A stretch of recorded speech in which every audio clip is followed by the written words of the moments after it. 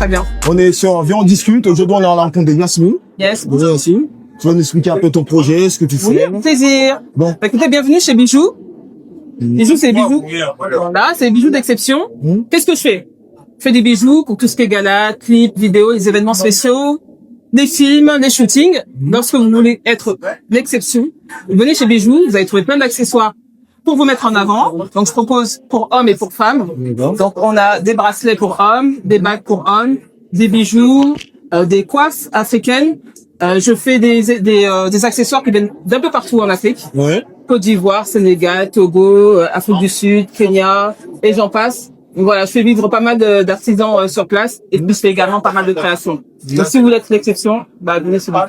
D'accord. Et je voulais savoir, pour les matières, tout ça, vous avez c'est pas compliqué. Comment vous avez fait pour avoir la matière, trouver les artisans? Il faut nous expliquer un peu pour Absolument. la communauté. Alors bah écoutez, moi j'ai commencé d'abord à faire des bijoux en perles à la main. Voilà. Que j'avais effectivement un autre projet et je voulais me faire de l'argent. Et j'ai commencé par non mais je vais être Ça donne. et j'ai commencé par faire des bijoux. Donc j'ai mis sur Facebook. Et un soir à 21h sur une marketplace. Je me suis réveillé le lendemain matin, j'ai vu 2000 vues et 400 commandes. Voilà. Voilà, j'ai rien Ça a compris. explosé. Et du coup, ça a explosé comme ça. Et du coup, je devais effectivement me débrouiller pour faire rapidement. Et c'est à ce moment-là que j'ai dû faire appel à des artisans pour m'aider, pour pouvoir effectivement honorer la première commande. Et ainsi de suite. Donc, j'ai gardé les contacts avec les artisans. Et au fur et à mesure, on m'a appelé pour faire des clips, des films. Et c'est vous qui dessinez les créations et vous envoyez aux artisans ou c'est eux qui l'imaginent parfois? Je fais confiance quelquefois aux artisans qui créent eux-mêmes et qui dessinent eux-mêmes. Je design moi-même aussi, je fais des dessins également pour certains modèles. Et troisième chose, des fois, je splash sur des éléments que j'aime bien, qui répondent effectivement à la DA de bijoux. Et du coup, je la propose dans ma collection. Ah, collection. Et sinon, au niveau depuis que vous avez fait votre projet, est-ce que vous avez senti une force, une aide de la communauté? Absolument. La communauté, elle m'aide énormément. Après, moi, je vais vers les gens également, je présente, voilà, je communique. On s'entraide également parce que je suis pas là uniquement pour vendre, je suis là pour partager l'expérience. Ouais. Donc, on peut parler de tout. J'ai initié effectivement des personnes pour voyager en Afrique, au Togo, au Bénin. Je les accompagne, je partage les contacts.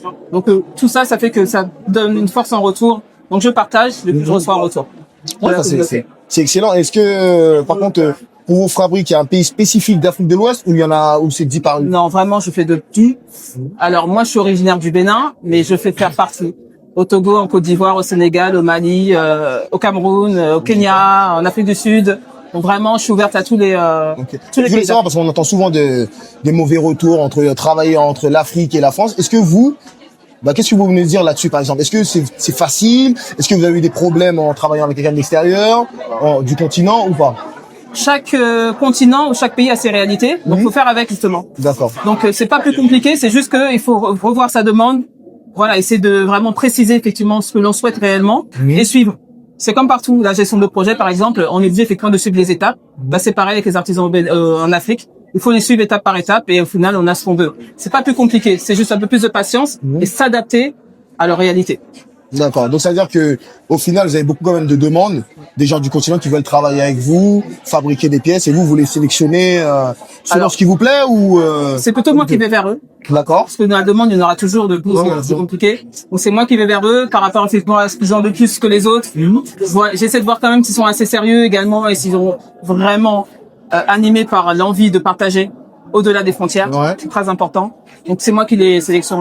D'accord. Et je voulais savoir, c'est selon vous, dans votre business que vous avez créé depuis 6 années, c'est quoi la partie qui a été la plus difficile en tant qu'entrepreneur noir? Alors, moi, j'ai pas de partie la plus difficile parce que je suis quelqu'un de très optimiste et quand on est positif, on attire toujours le positif. C'est vrai.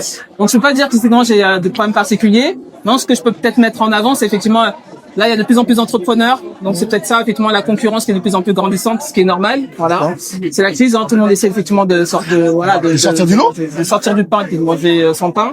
Donc, c'est la concurrence. C'est la concurrence. Oui. Et, dans votre métier, c'est quoi vous serez le plus fier de votre réussite?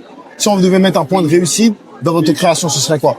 Mon point de réussite, c'est toujours être en amont, toujours être en avance sur les tendances, proposer des choses nouvelles, aller créer, voilà, susciter de l'envie, mélanger effectivement les cultures. Là, on voit un peu de la culture Akan, la culture Afrique du Sud. Voilà, c'est vraiment ma réussite, c'est de faire en sorte effectivement de, voilà, que l'Afrique soit unie.